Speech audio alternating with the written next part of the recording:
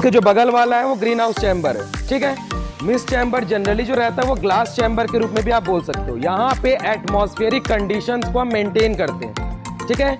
बाहर के फार्म और यहाँ के फार्म में इतना डिफरेंस है कि बाहर में आप एटमॉस्फेरिक कंडीशन को कंट्रोल नहीं कर सकते, यहाँ इजीली कंट्रोल कर सकते हो।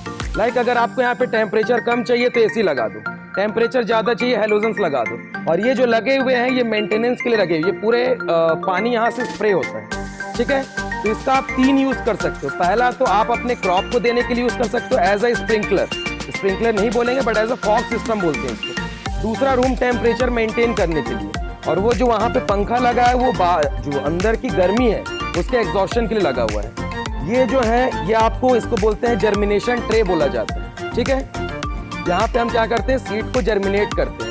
क्यों करते हैं? क्योंकि बहुत सारे ऐसे प्लांट्स होते हैं जिनको हम डायरेक्ट शो नहीं कर पाते। फॉर एन एग्जाम्पल आपका टोमेटो है, आपका चिल्ली है, आपका ब्रिंजल है, तो ये सब प्लांट्स को हम क्या करते हैं, सबसे पहले जर्मिनेशन ट्रे में जर्मिनेट करते हैं।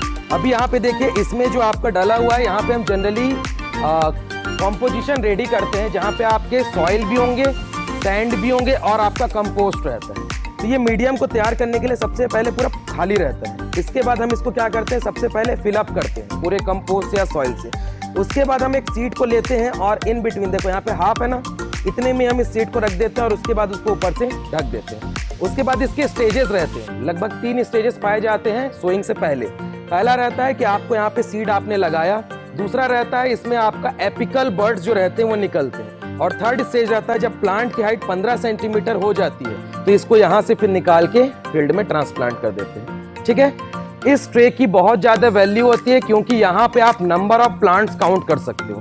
ट्रे में जितने ज्यादा होल्स होंगे, सपोज 1 2 3 4 5 6 7 8 9, तो इसको हम मान लेते हैं रो डिस्टेंस, ठीक है।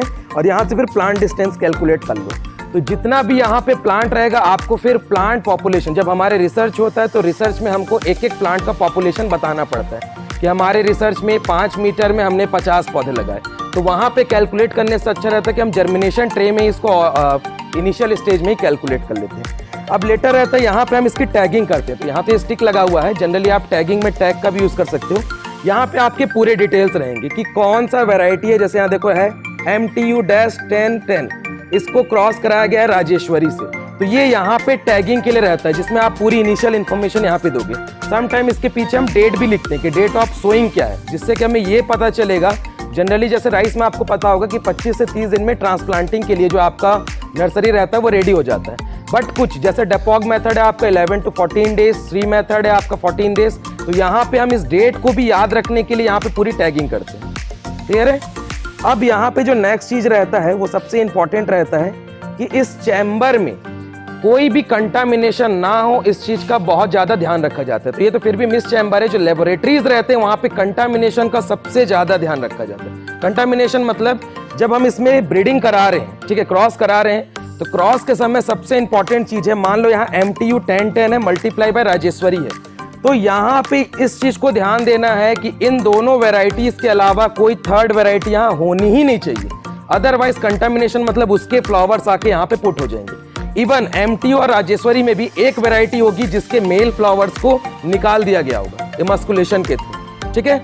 मान लेते हैं MTU को निकाल दिया गया, तो ये भी ध्यान रखने वाली बात है कि MTU की पॉलन ग्रेन्स जो हैं वो रिमूव पूरी अच्छी तरह, मेल फ्लावर रिमूव हो गया मतलब पॉलन ग्रेन्स की फिर कुछ ज्यादा वैल्यू रहेगी नहीं। उसके बाद आपको राजेश्वरी के जो पॉलन ग्रेन्स है उसको ला के MTU पे पुट करना, ठीक है। तो ये चैम्बर है आपका, ध्यान से देख लो, ये सारे प्रॉपर डिस्टेंस में लगे रहते हैं। ऊपर हम टेम्परेचर कंट्रोल करने के लिए कभी कभार क्या करते हैं, ग्रीन पर्दे भी लगाते हैं, ठीक है। लाइट मेंटेनेंस के लिए यहाँ पे अब देखो भाई प्लांट को तो सनलाइट चाहिए ना, विदाउट सनलाइट वो कैसे ग्रो करेगा।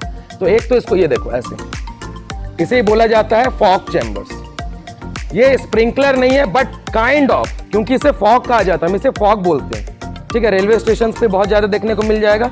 तो इसका इनिशियल 2 काम रहता है। पहला तो आप इरिगेशन दे सकते हो, बट अगर यहाँ पे कभी कभार हम ड्रिप इरिगेशन भी लगाते हैं, तो अगर आपको इरिगेशन नहीं देना है तो इसका जो सबसे इनिशियल काम रहता है वो रहता है टेम्परेचर मेंटेन करना, ठीक है। Any doubts?